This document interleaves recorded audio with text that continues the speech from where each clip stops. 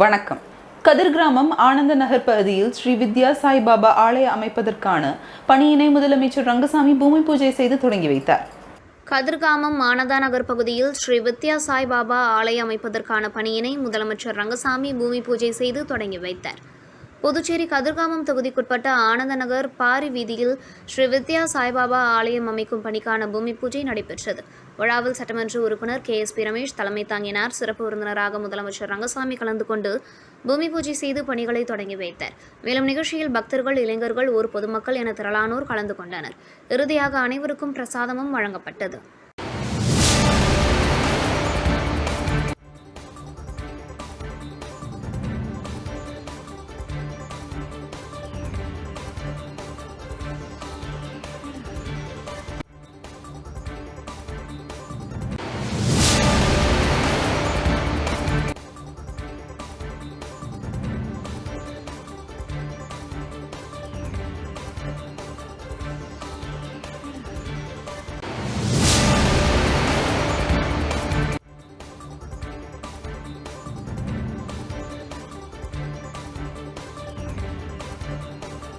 France நாட்டில் நடந்த mister India French தேர்வுக்கான நடுவர் மன்றத்தில் புதுச்சேரியை சேர்ந்த செவிலியர் டாக்டர் ரகுநாத் மானெட் கலந்து கொண்டு உள்ளார். பிரான்ஸ் நாட்டில் நடந்த மிஸ்டர் இந்தியா பிரெஞ்ச் தேர்வுக்கான நடுவர் மன்றத்தில் புதுச்சேரியை சேர்ந்த செவிலியர் டாக்டர் ரகுநாத் மானெட் கலந்து கொண்டுள்ளார். பிரான்ஸ் நாட்டில் மிஸ் இந்தியா பிரெஞ்ச் தேர்வுக்கான போட்டி நடைபெற்று வருகிறது. இப்போட்டியானது போபிக்னி அப்டெல் சாதி மேயர் ஜோனாதன் சீனிவாசன் முன்னிலையில் நடைபெற்றது. போட்டியில் சுமார் 6க்கும் மேற்பட்ட நடுவர்கள் கலந்து கொண்டனர். அதில் புதுச்சேரியை சேர்ந்த ரகுநாதனும் ஒருவர் என்பது குறிப்பிடத்தக்கது.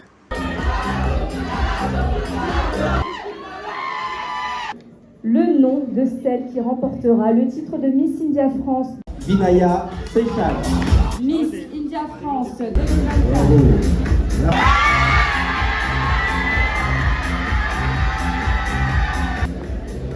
Ditto, dimito. Ditto, dimito. Taku junuto. Taku junutei.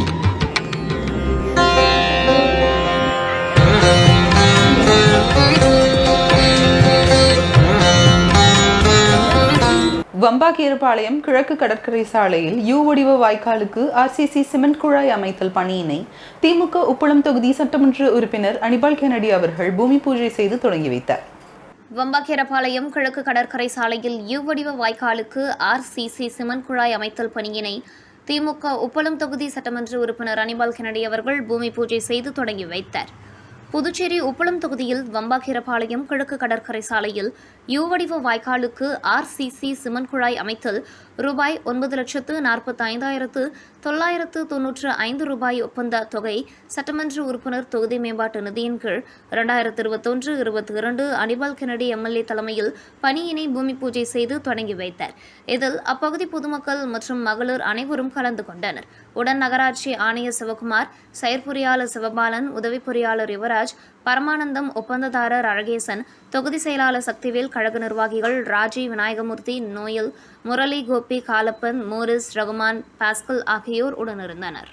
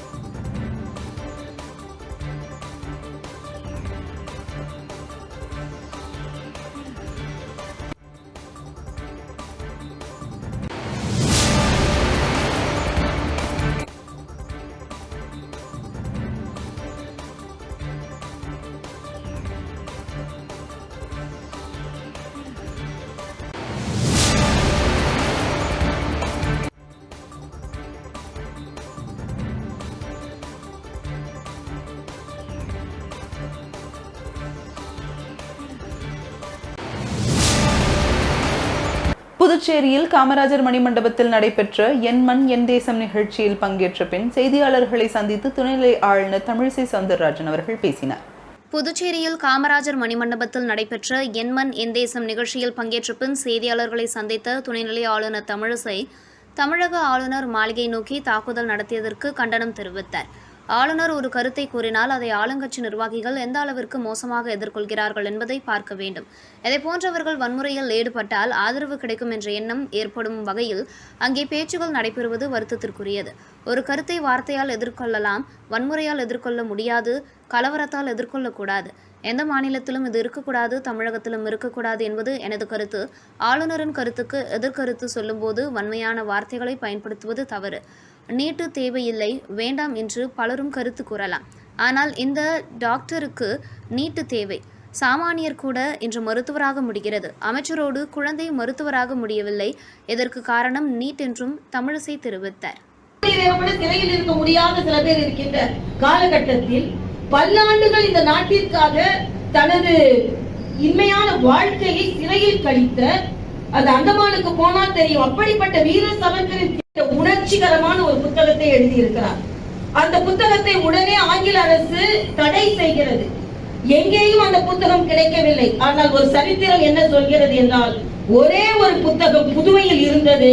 அந்த புத்தகம் தமிழில் மொழிபெயர்க்கப்பட்டு அந்த புத்தகம் தான் ஆவணமாக முதல் சுதந்திர போராட்டத்திற்கு பதிவு செய்யப்பட்டது.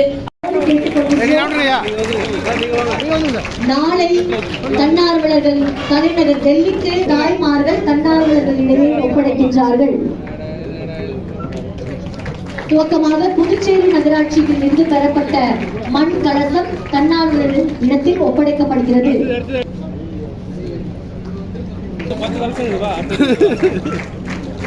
மண்ணிற்கென்று தனி நிறம் உண்டு, தனி படம் உருவாகவிருக்கின்றது.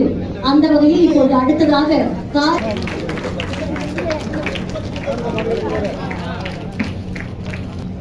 அடுத்ததாக அரியாங்குப்பம் வட்டார பகுதிகளில் இருந்து பெறப்பட்ட மண் கலவை ஏற்றிய கலசத்தினை இப்போது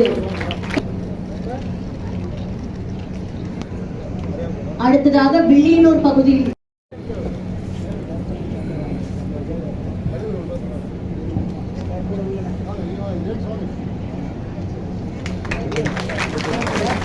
தன்னார்வலர்கள் நேரு யுவகேந்திரா வாழ்த்து இந்த நிகழ்வு பெரிதும் சிறக்க உங்கள் பங்களிப்பை வழங்க கேட்டுக்கொள்கிறேன்.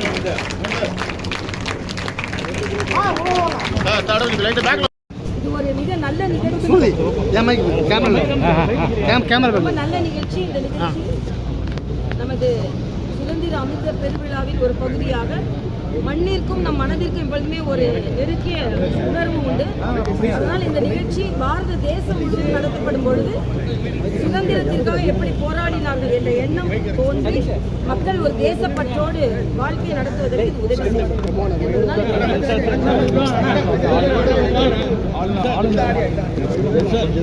நான் ஏற்கனவே எனது கண்டனத்தை தெரிவித்தேன்.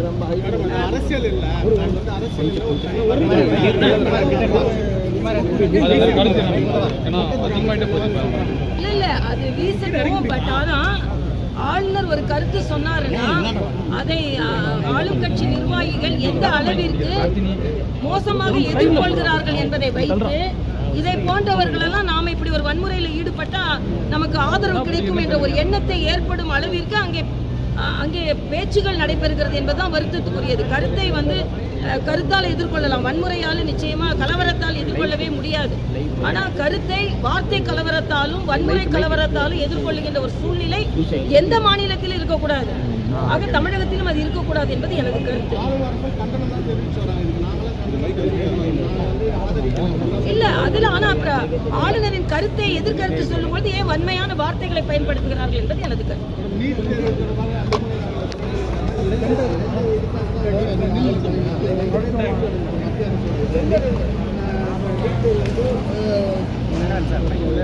வெளிப்படைத்தன்மை இருக்கணும். இதுல பணத்திற்காக இது பண்ணக்கூடாது. இல்ல அது டாக்டர் என்ற முறையில் அந்த டாக்டர் இந்த கருத்து இருக்கலாம், இந்த டாக்டர் வேற கருத்து இருக்கலாம். ஏன்னா இந்த டாக்டருக்கு நீட் வேணுன்ற கருத்து தான். ஏன்னா நான் அரசாங்க மருத்துவக் கல்லூரியில் படித்தவன், தனியார் மருத்துவக் கல்லூரியில் வேலை பார்த்தவன். ஆக இரண்டுக்கும் உள்ள மாறுபாடு எனக்கு நல்லா தெரியும். சாமானிய மக்கள் கூட இந்த மருத்துவர் ஆக முடியுது.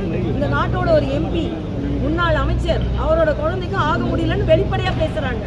ஆக சாமானியர்களுக்கும் மருத்துவராக ஒரு மிகப்பெரிய வாய்ப்பை நீட் கொடுத்து கொண்டிருக்கு. நான் பலமுறை எதிர்த்து சொல்லிட்டேன். அதனால என்னோட கருத்து, அவர்கள் பல கருத்தை சொல்லலாம். இது உச்சநீதிமன்றத்தின் தீர்ப்பு பல கருத்து பரிமாற்றங்களின் மேல் கொண்டு வந்தது. அதனால என்னை பொறுத்த வரைக்கும் இந்த வரைக்கும் நீட் தேவை என்பது. உலகத்தில் 3வது பெரிய பிளாஸ்டிக் தொழில் கண்காட்சி புதுச்சேரியில் டிசம்பர் 7ஆம் தேதி துவக்கம். புதுச்சேரியில் இருந்து 200 தொழில் முனைவோர் பங்கேற்பதாக அறிவிப்பு. உலகத்தில் 3வது பெரிய பிளாஸ்டிக் தொழில் கண்காட்சி டிசம்பர் 7ஆம் தேதி துவக்கம். புதுச்சேரியில் இருந்து 200 தொழில் முனைவோர் பங்கேற்பதாக அறிவிப்பு. வருகிற டிசம்பர் மாதம் 7ஆம் தேதி முதல் 11ஆம் தேதி வரை பிளாஸ்ட் விஷன் என்கின்ற உலகத்தில் 3வது பெரிய பிளாஸ்டிக் தொழில் சார்ந்த கண்காட்சி நடைபெற உள்ளது.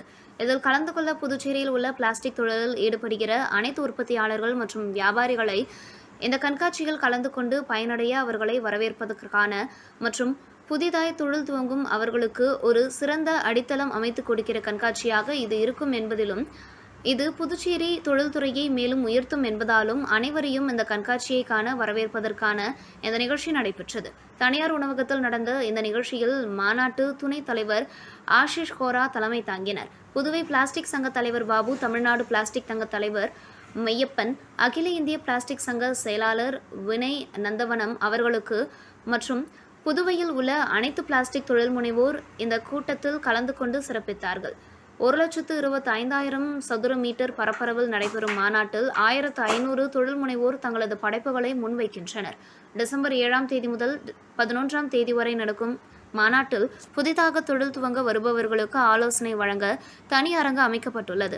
இம்மாநாட்டில் புதுச்சேரியில் இருந்து 200 தொழில் முனைவோர் பங்கேற்பதாக அறிவிக்கப்பட்டுள்ளது. 1,25,000 ஸ்கொயர் மீட்டர் அளவுக்கு, அதாவது இந்தியாவிலேயே மிகப்பெரிய எக்ஸிபிஷனாக நடந்த போது கிட்டத்தட்ட 1,500 எக்ஸிபிட்டர்ஸ், அதாவது அவங்க பொருட்களை சந்தைப்படுத்த. உங்களுக்கு ஏதாவது தெரிந்த விஷயம், இந்தியா ஒரு மிகப்பெரிய சந்தையாக வளர்கிறது. அதை பயன்படுத்திக் கொள்ள 30 நாடுகளிலிருந்து இந்த எக்ஸிபிஷனில் கலந்து கொள்ளதாக இருக்கிறார்கள். கிட்டத்தட்ட 2,50,000 பயனாளிகள் சொல்றவங்க விசிட்டர்ஸ் இந்த எக்ஸிபிஷன்ல பார்த்து என்னென்ன புதிய டெக்னாலஜி இருக்குது, என்னென்ன புதிய இம்ப்ரூவ்மெண்ட்ஸ் இருக்கு, நம்ம இண்டஸ்ட்ரி எந்த இடத்துல கண்டுபிடிச்சு அவங்களுடைய நெக்ஸ்ட் க்ரோத்துக்கு கரெக்ட் ஸ்டாப் பாயிண்ட், அதாவது இந்த இடத்துக்கு போனாதான் இது நடக்கும் அப்படின்னு சொல்றத பறைசாற்றக்கூடிய ஒரு மிகப்பெரிய எக்ஸிபிஷன். இந்த எக்ஸிபிஷன் இந்தியாவில் மொத்தம் இதோட ப்ரொமோஷன் 40 இடத்துல நடக்குது. பாண்டிச்சேரி ஒரு ஸ்பெஷல் பர்மிஷனா இந்தியாவில் மற்ற ஸ்டேட்லேயும் பண்றாங்க. பாண்டிச்சேரியில் இருக்கிற இண்டஸ்ட்ரி ஒரு 450 இண்டஸ்ட்ரி, பிளாஸ்டிக் இண்டஸ்ட்ரி இருக்கிறதுனால ஸ்பெஷல் கேர் எடுத்து all the way travel to Pondicherry. They want to do a press meet. மற்றவங்களெல்லாம் வெறும் ப்ரோக்ராம்ஸ் மட்டும்தான். பாண்டிச்சேரி எக்ஸ்க்ளூசிவா ப்ரெஸ் மீட் பண்ணி நாங்கள் மீட் பண்ணணும். ஏன்னா ப்ரெஸ் வெறும் சப்போர்ட் இண்டஸ்ட்ரினால the exclusive meeting press in Pondicherry. Thank you.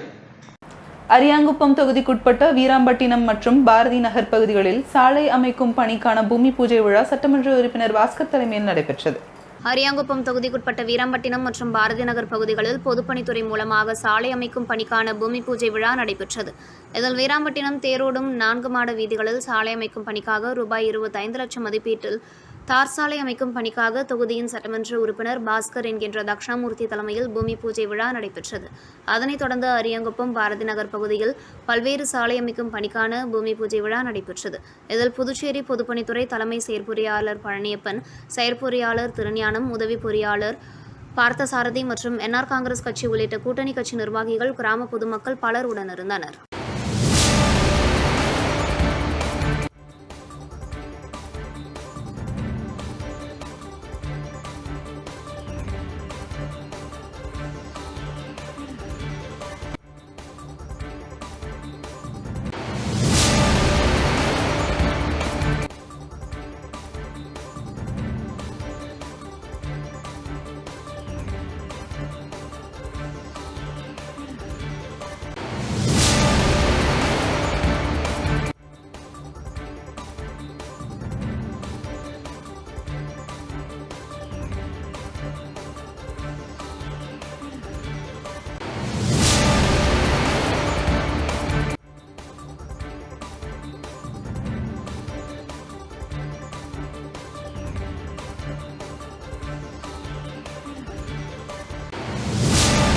Thondamanatham கிராமத்தில் எழுந்தருளியுள்ள அமிர்தவள்ளி தாயார் உடனுரை அருள்மிகு ஆயீஸ்வரர் ஆலயத்தில் திருக்கல்யாண உற்சவம் சிறப்பாக நடைபெற்றது. புதுச்சேரி வில்லியனூர் கொம்யூன் தொண்டமானத்தம் கிராமத்தில் எழுந்தருளியிருக்கும் அமிர்தவள்ளி தாயார் உடனுரை அருள்மிகு ஈஸ்வரர் ஆலயத்தில் நேற்று காலை திருநெறிய திருக்குடமுழக்கு நன்னீராட்டு பெருவிழா நடைபெற்றது. அதனைத் தொடர்ந்து மாலை ஆயீஸ்வரர் அருள் பாலித்துக் கொண்டிருக்கும் சிவபெருமானுக்கு அமிர்தவள்ளி தாயாருக்கும் திருக்கல்யாண உற்சவம் நடைபெற்றது. முன்னதாக உற்சவமூர்த்திக்கு சிறப்பு அபிஷேகங்களும் அலங்காரங்களும் செய்யப்பட்டு திருக்கல்யாண உற்சவம் சிறப்பாக நடைபெற்றது. இந்த நிகழ்ச்சியில் ஏராளமான பக்தர்கள் இவ்விழாவில் கலந்து கொண்டு சாமி தரிசனம் செய்து வழிபட்டனர். விழாவிற்கான ஏற்பாடுகளை ஆலய நிர்வாகிகள் சிவலிங்கம், ஏழுமலை, சரவணன், ஐயப்பன், பிரபு, ராஜேந்திரன் மற்றும் ஊர் பொதுமக்கள் செய்திருந்தனர்.